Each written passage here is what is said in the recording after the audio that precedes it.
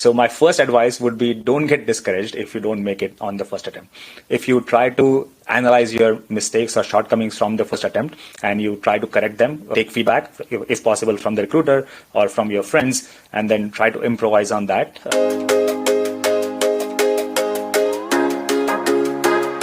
Hey, my name is Felix Tia. I'm the host of The Culture of Code, where we bring on experienced software engineers, engineering managers, product managers, designers, anyone that works in tech to talk about their tech career and what has worked and what hasn't worked for them to get to where they are today. In this episode, I am joined by Vineet Joglekar, engineering manager at Google. Prior to Google, he worked at Bloomberg and Amazon. In Amazon, he managed teams that built and supported tools for creators to create live streams and enhance Amazon Live's homepage. Welcome, Vineet. Thank you, Felix. How are you? Yeah, I'm doing great. I'm glad to have you on here. So you had a wonderful career starting with lots of different things you were doing, but I want to speak specifically to your first long stretch of a time at Bloomberg where you're there for 10 years. Mm-hmm. And you mentioned to us that around 8-year mark, you eventually transitioned from, I guess, an IC to more of like a team lead role. Can you tell us more about that transition? Like what changes when you step into a team lead or a kind of a tech lead, some kind of a lead role from a technical perspective? Sure. So team lead is more like an entry-level manager. However, at Bloomberg, they're also expected to be very hands-on. So probably a little less hands-on than the senior engineer would be, but still pretty much in touch with actual coding part, design part, making sure that the system architecture is proper, etc. And in addition to that, managerial responsibilities such as making sure that the team is well taken care of, or stakeholder management. Also a little bit visionary stuff about the roadmap, what needs to be built, and whatever we have, is that in line with the broader organization goal, etc. So I would say management stuff, but also very technical, close to what the senior engineers are expected to do anyways. Yeah, how would you say that your role changes in regards to, let's say someone is really interested in just kind of hands-on keyboard, they enjoy coding. It sounds like a team lead or tech lead role will start to kind of eat into that a bit, where now you have new responsibilities, which might mean that you don't have as much time to write code. Is that the case, or like do you find that you still find room for that? How much time you still get to spend on coding, if that's like your passion? Yeah, so it might depend on the team size. So if you have a small team, let's say 4 or 5 engineers, then you can find time to do hands-on coding as well. But if you're owning a larger team, or if you're owning multiple initiatives, and even if you don't have multiple managers reporting to you, your team is divided in a way that there are multiple different priorities or multiple different charters are being handled under your ownership, then I would say the hands-on part would get a little less, because as a team lead, your primary responsibility is management. And then who is also expected to be like well versed in system design and coding, etc. But coding is not the primary responsibility, because you need to make sure that you are the force multiplier, right? Like you are not the only one delivering everything. So how do you make sure that you do that effectively? By empowering your team, by handling and managing and working effectively with your stakeholders and cross-team collaboration. So if you want to do that effectively, you would obviously will have to spend a little less time on coding, unless you want to burn yourself out, which I would not recommend. So now that you're in a kind of a full-blown like engineering management role at Google, and also your experience at Amazon as well, what about that kind of step from like tech lead, team lead to engineering manager? Like how much does your responsibility shift once you transition to that role? Yeah, that's a great question. It's actually a quite natural transition. It's more about the tech lead or team lead at Bloomberg being the entry-level manager. So they won't expect you to have a vision for, let's say, 5-year vision for the org, or how your charter, whatever you're working on, that fits into the organizational perspective, etc. Or in other words, it is like level difference. So an L5 level manager at, let's say, Amazon or Google versus L6 level manager at Amazon, Google. It is that kind of separation. So the expectations are similar. You're still expected to take care of your team, work effectively with stakeholders. The vision aspect gets a little broader, meaning that you are now owning more things than what you would as a team lead, or you are expected to think a little beyond like just a year or so, and then kind of influence other people in terms of how do you kind of not just craft your own roadmap, but also get buy-in from other stakeholders to kind of have the org level alignment. So that's basically the next level expectation from like engineering manager versus what you would have as a team lead or tech lead. Yeah, so it sounds like a team lead is almost like a great kind of transition or almost like a dip your toes in the water to see if you want to get into management, like full-blown management like you're doing now. Do you think that that's enough, or are there still certain aspects of being a team lead that doesn't fully give you insight into what it's like, what kind of responsibilities you have as a manager? Is there something that's just like not available at a team lead, or is engineering manager just like the team lead, but a lot more of that same type of work? Yeah, that may vary from company to company, but at least the experience I've had at Bloomberg or even at Amazon and Google, where the equivalent of team lead or tech lead would be the L5 level manager. So usually ICs who are at L5 level, if they want to transition into management, that is what they do. They transition as L5 level manager, which is very similar to what I explained from a team lead at Bloomberg. So you're absolutely right. This is the way if they want to get a hang of how management looks like and whether they are interested in that. You can do that while being an IC as well, up to a certain limit, meaning that working with stakeholders or contributing to roadmap, etc. What you may not have access to is the actual team management, meaning the performance evaluation of your reports, because you may not have direct reports at that time. And then for confidentiality and other legal reasons, like you may not be able to see their past performance. You can still have an influence in terms of feedback for their future performance reviews, but that is the separation, I would say, between formally transitioning into the management or team lead role versus being an IC and still kind of get the flavor or get an idea of what would be expected from you when you become a team lead.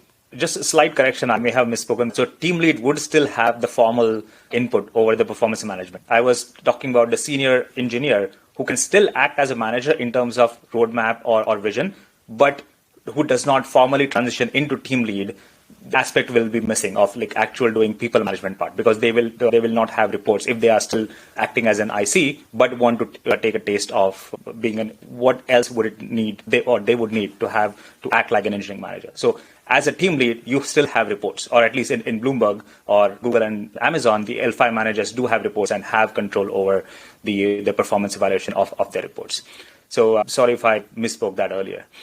Yeah, that's a good point about how when you are a team lead, you have some input and some influence on a member of your team's career and how they're performing. But then as an engineering manager, you have formal kind of a relationship where you have much more say in their performance, much more say in their career. And that's like a lot of responsibility to take into your hands. When you transition to that role, how are you able to kind of adapt, especially for someone that's like thinking about becoming manager, that's listening, and now they have this new responsibility of having to take this kind of ownership, and it's a lot of responsibility. How did you handle it? Like, what are kind of some advice or tips that you have for anyone else that might be a first-time manager? Yeah, I think it is particularly tricky if you are transitioning into the same team and now the people who used to be your peers now report to you, right? In that case, like having that dynamic is challenging. And I think what can help you is before even you get to that stage, having a really good relationship with your teammates and earning their trust is very important, because that helps you tremendously. When you become their manager, they already know what kind of person you are.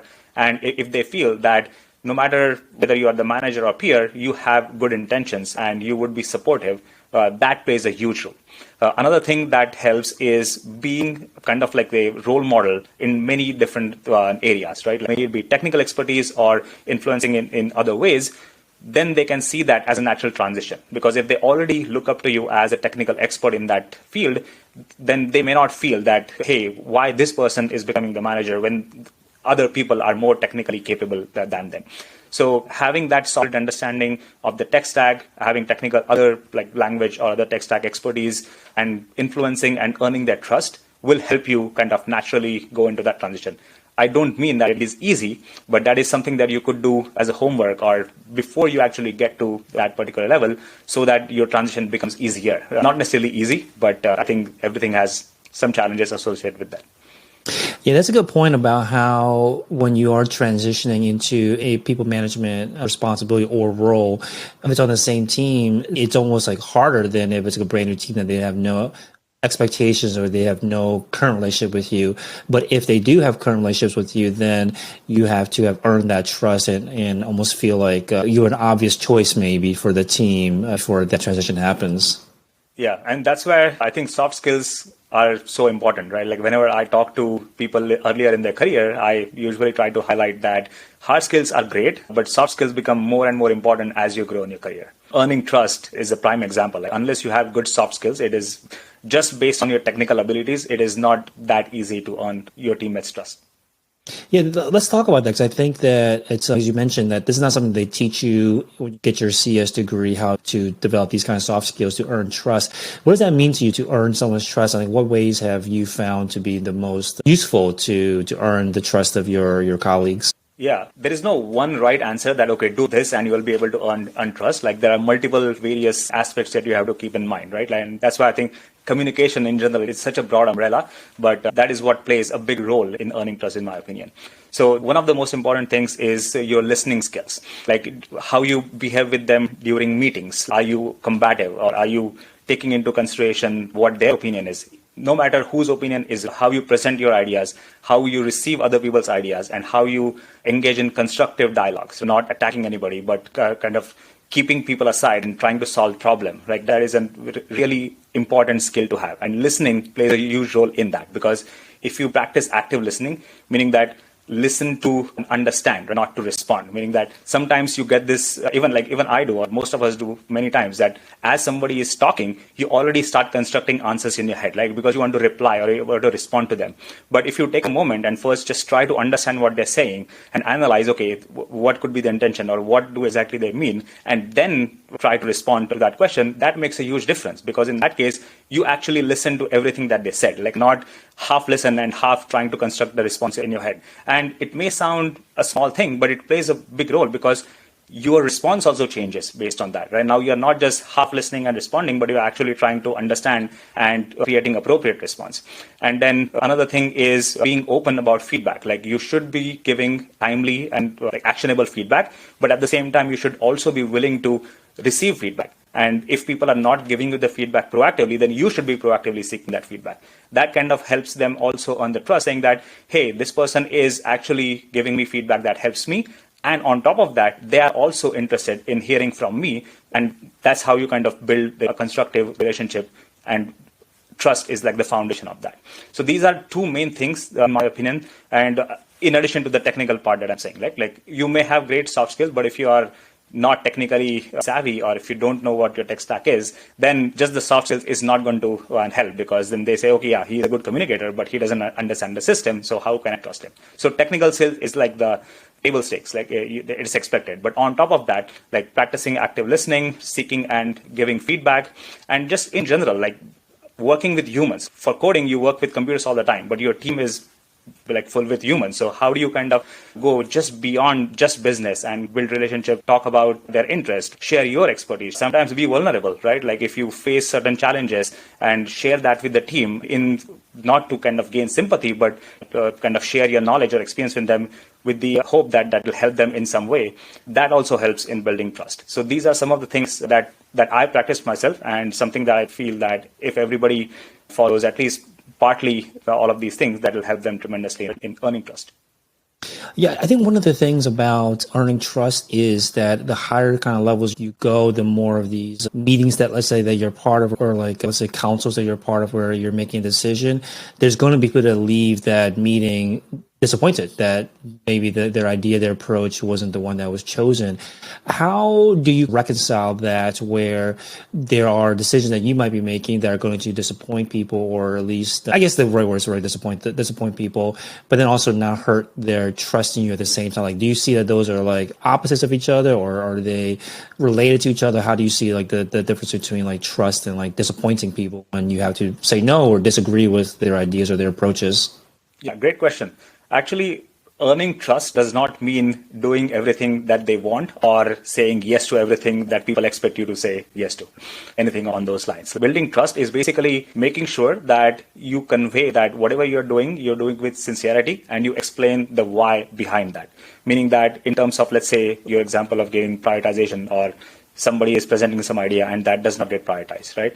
Explaining the why behind that, what decisions went into deciding what gets prioritized and what does not, and backing that up with data or whatever reasons you may have, right? It also happens in promotion, right? If you have good relation with your teammates, doesn't always mean you get to promote everybody every single cycle, right? So understanding basically their motivations and then explaining that how you have tried everything you could, but these are the gaps that you observe. And unless they work on that, it would be very difficult to kind of make that case for promotion. So explaining what is the gap is, and also explaining how you are supporting them in kind of bridge that gap. Once they see that, okay, I understand what the gap is. And also I see that my manager is trying to create opportunities that will help me fill that gap.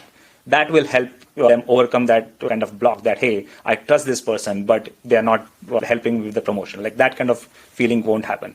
And both these things are examples, but there could be other situations where there are two developers on your team and they cannot come to an agreement. And if you pick side of one person, then other person may feel that, okay, like, is this favoritism or something like that? But what I said in my first answer about like explaining the why behind that, or rather than giving your input or saying that this is what we are doing, framing that in a way that you are asking questions and then somehow leading them to kind of that consensus could be one strategy to kind of earn their trust, so that you are not saying that, oh, this should be done, but you are kind of questioning them to come to that answer, so that they themselves may feel that, okay, like, okay, this, given the circumstances, given the constraints, this seems like the right decision. Because every experienced person, engineer, would know that, okay, there are always trade-offs, right? Like there is no one system that will handle everything. So similarly over here, like you're talking about trade-offs, like, okay, why this decision makes sense right now and what needs to be deprioritized. So overall, these approaches, I would say, help in kind of maintaining that trust, even though you are kind of either saying no to their promotion or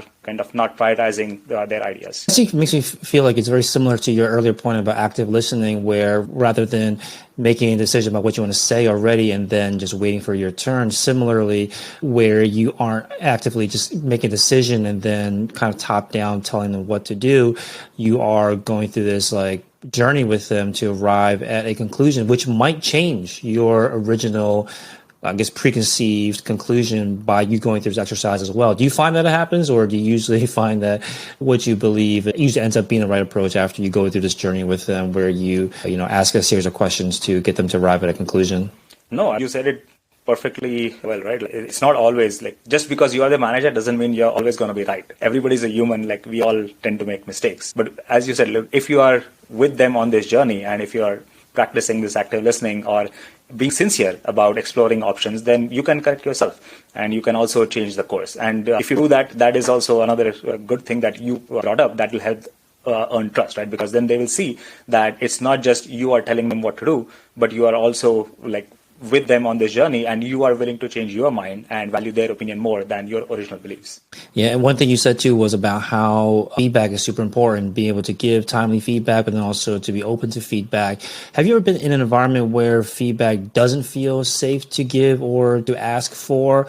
And if so, like, why do you think that this happens? How do you remedy that in that kind of environment? Yeah, I mean, ideally, it should not happen. It has not happened with me yet. I was always able to speak my mind. And also, it might depend on how you phrase it, right? Like if you are giving feedback to somebody and if you're being a jerk about it, then obviously like the other person is also human. So even if they don't want to, they might kind of hold that against you to a certain limit, maybe not to a large extent. So I think how you phrase that would probably make a big difference. This totally depends on the organization culture, right? Like if they're only saying that, hey, this is a safe space, say whatever you want, but then they're doing things which don't really align with that, then your sincerity is not going to make much difference, because they would know that, okay, my manager is being sincere, but overall, this is not the organization's culture, so that's not going to work. So I would say I'm fortunate to have worked at companies where it was actually possible to give honest feedback. But in that, I would still say play safe and frame it in a way that you are talking about the problem and not a person, right? Because if you say that, hey, you didn't do this, then naturally that human is going to feel attacked to a certain level, and then their response would be slightly different. But if you focus on problem and explain the impact on why this was not the right decision or why it affected you negatively, that lands much better than directly like saying something to the person. And then after Bloomberg, you went to ShopBop, which was a subsidiary of Amazon, then also spent some time over at Amazon.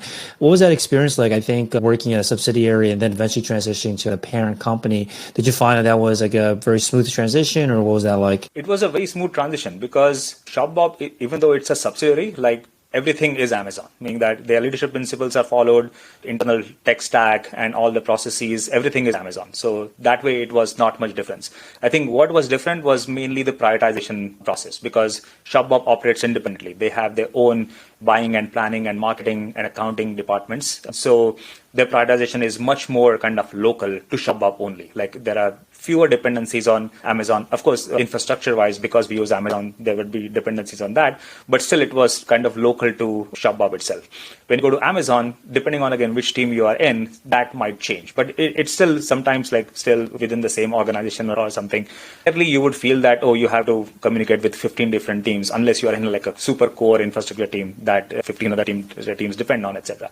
But yeah, fortunately the transition was very smooth. Even the location was the same, so that was not much different for me.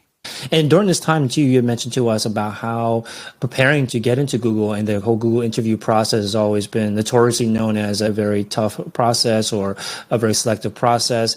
Any tips here on how folks that are interested in applying it to Google, how to prepare for, and specifically what worked out for you? Yeah. First of all, it did not work out for me in my first attempt. So I actually cleared my interview in my second attempt. I also have a YouTube channel and I've uploaded a video on that on my journey to Google. So if anybody's interested, they can take a look at it. So my first advice would be don't get discouraged if you don't make it on the first attempt. If you try to analyze your mistakes or shortcomings from the first attempt and you try to correct them, take feedback, if possible, from the recruiter or from your friends, and then try to improvise on that, you may succeed on the second chance. And fortunately, Google gives at least, I would say, 3 chances. Like there's no official policy, I guess, or at least that I know of, but I know people who made it on their third attempt. So it's possible. So don't lose hope, give your best and prepare hard. Now, coming to that preparation part, at least for software developers, they focus very heavily on data structures and algorithms. And then depending on level, system design may also come into picture. So having good understanding of fundamentals like system design, data structures and algorithms, and coding practice, not just fundamentals in the theory perspective, but also like hands-on coding wise would be absolute must. On top of that, again, depending on the level, soft skills become very important because you are interviewing for a particular level and then there are certain expectations from that level.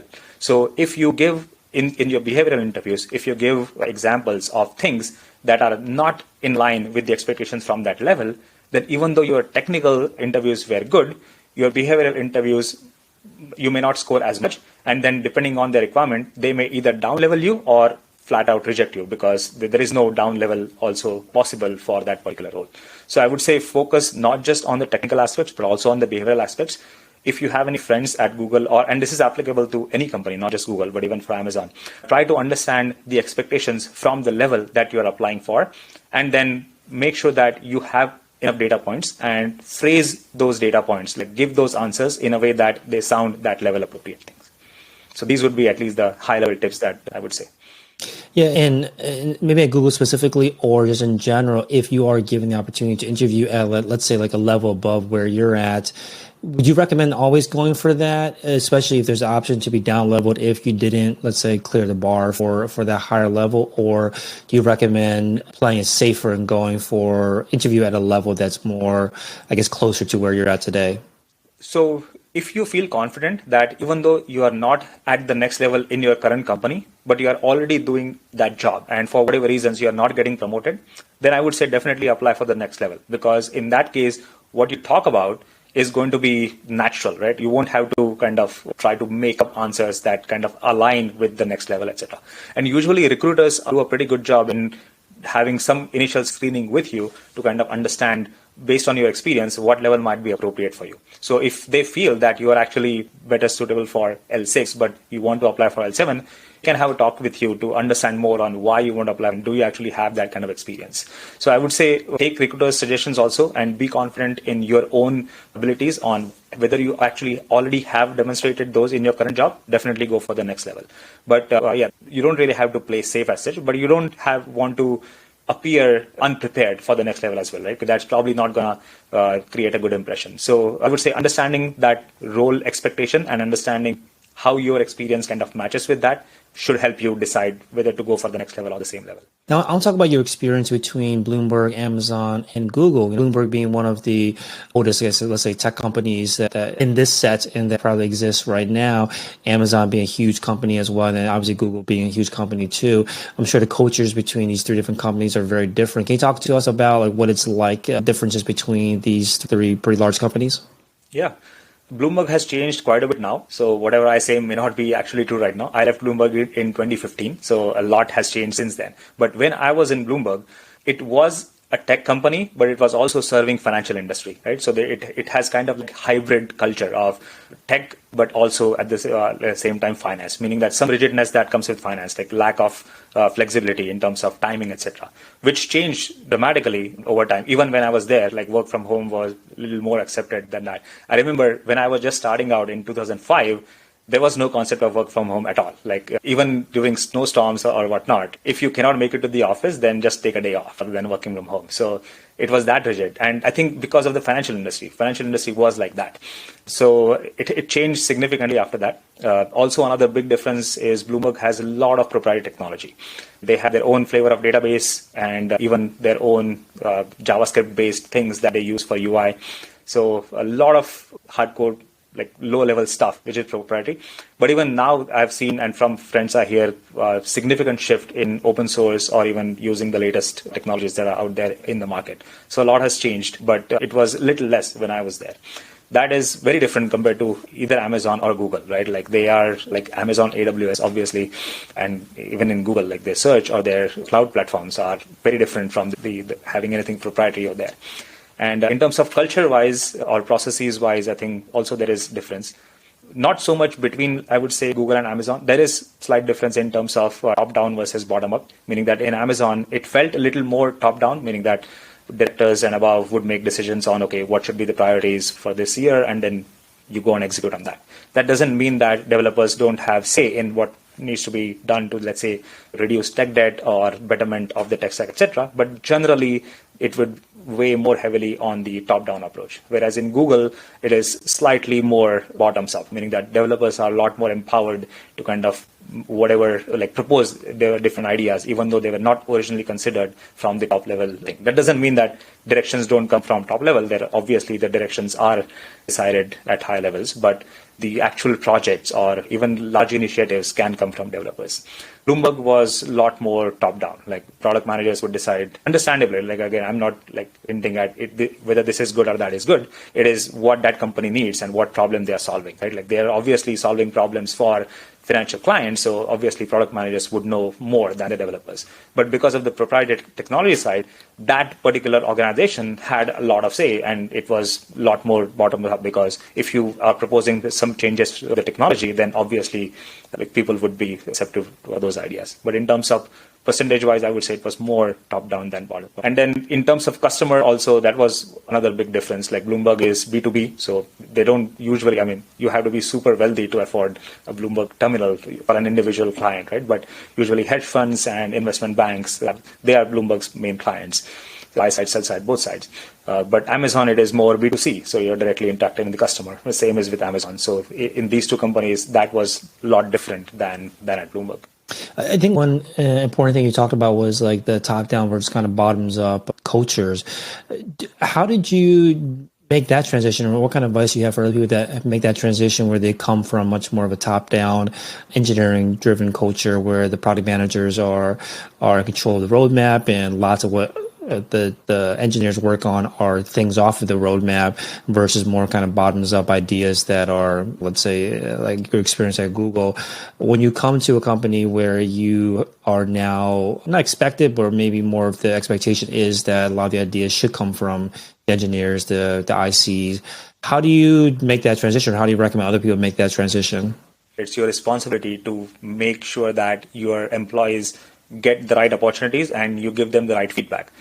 And the way these two are tied together is that in the bottoms-up culture, like you need to give them feedback that, hey, you can make a difference. Like if you have an idea, then definitely suggest that. Or also work with them on understanding role guidelines, which kind of say what is expected from which level, or which also say that what is needed to get to the next level, and kind of tie that with their own ambitions or own goals. Like if you want to get promoted, this is what is expected from the next level. Or if you want to do a good job in your current level, then again, this is what is expected. So kind of highlighting what is expected from the role, making sure that you also convey how that aligns or is in their best interest to get their buy-in is basically what I have tried and what has worked for me. But the transition is hard, right? It's not that straightforward, especially for multiple years. If you're accustomed to just getting order, I mean, that's probably too harsh, but basically expecting that somebody's going to tell you what to do and you're going to execute on that mindset is definitely challenging.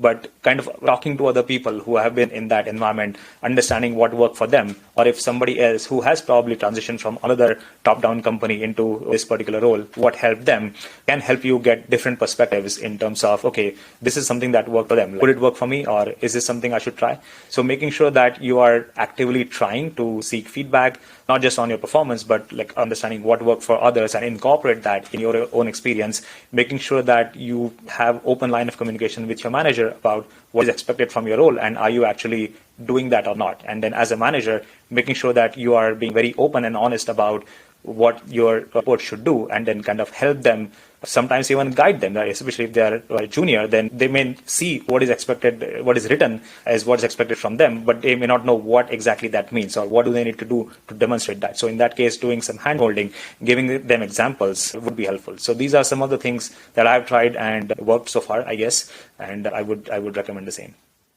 Yeah, I almost assume I almost feel like the top-down to bottom-up transition is harder than the other way around in terms of meeting the expectations. Maybe you feel uncomfortable either way with either transition, but yeah, it sounds like one's much harder than the other. We talked about the difference between the big tech companies that you worked at. I'd love to learn more about the maybe misconceptions that you had before joining Bloomberg, Amazon, or Google, and that you recognize were misconceptions once you joined and now are on the inside. Yeah. So for Bloomberg, I think the common misconception was that it's a finance company, right? And that is not true. Its clients are finance related, but it is very, very tech heavy company. So it's not like, okay, tech folks are treated as second class citizens and they don't have a say or anything like that, right? So that was the major misconception that was cleared after joining Bloomberg. Like developers have significant amount of like ownership. They're also treated like a first class citizen.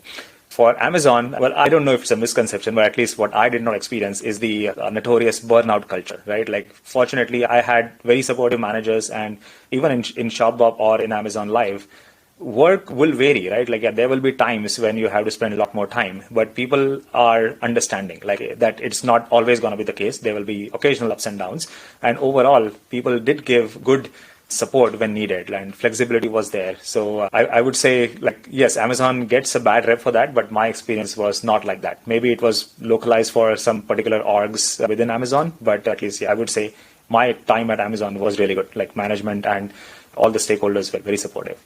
And with Google, I don't think there's any misconception, I guess, right? Like, everything is like, I'm very thankful to be here, and it's pretty good so far. Speaking of your Amazon and burnout, one thing that you like to do outside of work is that you're training for the New York City triathlon. Tell us more about that experience, especially how do you balance your day job with training for something like so extensively?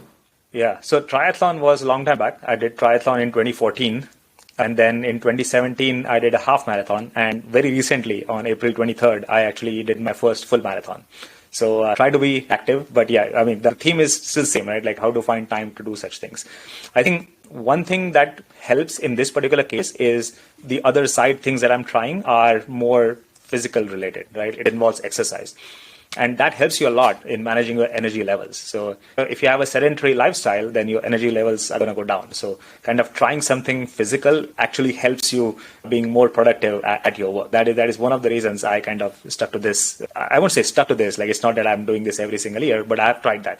And it also helps indirectly in kind of challenging your own limitations, right? Like, the reason I did triathlon because I thought that I would never do anything like that, right? Like, I was not an athletic kid, and then I had those limiting beliefs, and then I saw my friends doing it, and then I saw that, okay, they also don't look super athletic. They could do it. Like, why couldn't I? And I trained hard for that, and I could do it in the time that I actually wanted to finish it in. And that changed quite a bit about how I look at myself, right? Or overcoming those limiting beliefs. And then in that triathlon, my weakest point was running. So then I said that, okay, can I challenge myself and then run a little farther? So that's why I signed up for the half marathon. Not immediately. It took me 3 years, but I did that. So it doesn't like directly help you at your work, but like once you start seeing results and once you start seeing that your limiting beliefs were just those like beliefs, they were not facts, that helps translate in your work as well, right? Whatever limiting beliefs you may have at work, that, oh, I'm never going to reach this level, then you start challenging those as well. That kind of actually happened with me for Google as well. Like I never even imagined that I could get into Google, right? So I never even tried. And then as I saw success in these fields, I started challenging those beliefs as well, saying that why am I saying without even trying that I can never make it, right? So these things indirectly help you. So I would say they're not separate things that you actually have to find. I mean, yes, practically you have to find time, but it still kind of comes full circle and will help you in your daily routine. And then how do you find time for that? I think you have to be ruthless in terms of prioritization, right? Like what do you have to work on and what do you don't have to work on. Like sometimes we do things just because, oh, I have time, I will do this. And you tend to say yes to many things that you don't have to say yes to, right? So saying no more ruthlessly, doing things only that kind of align with your goals, which includes some like me time. Okay, I'm not saying that you should always just do something and should not have any relaxing time, because that is equally helpful. Like you need to recharge your batteries as well, but do that intentionally. And making sure that you also have realistic goals, right? Like now I cannot do, like at least at this moment, say that, okay, go train for marathon and then next year train for an Ironman and then also try something else on the side, start a business. That could become too much, right? So you know your limitations. Make sure that you are setting realistic goal and have like a realistic timeline for that. If I say that in a month I'm going to do everything, then you're going to burn yourself out and then probably going to feel that, okay, no, I'm not going to do this, right? So these are some of the tips that worked for me. So I think hopefully they will work for others as well. Yeah, that's a great piece of advice to end on. I think it's building that evidence that you possess limiting beliefs and that you possess the ability to overcome them. I think is such a transferable skill from running triathlons and marathons or into software engineering, into your career, to recognize that you probably possess these limiting beliefs and that you can overcome them. So I appreciate that great advice and all the advice that you've given so far today. Thank you so much for coming on and sharing your experience and advice with us. Thank you, Felix. Thank you for the opportunity. I had a great time as well. And that's all the time we have for this episode. Come join us next time on the Culture of Code. Again, my name is Felix Tia. Take care.